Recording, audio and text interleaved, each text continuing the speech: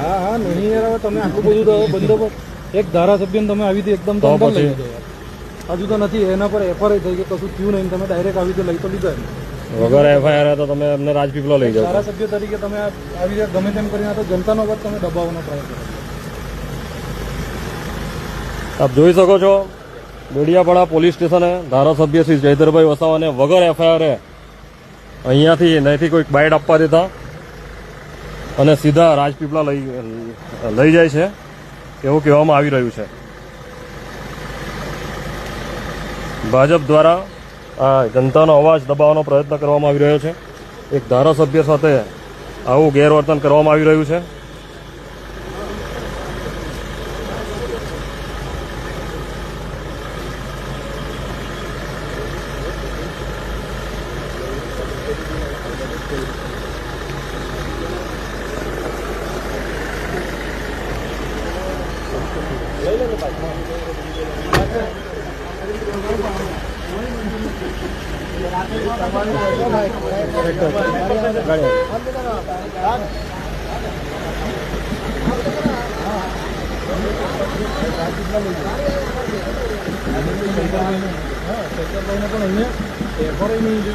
Direct police office સાથે થઈ જાય.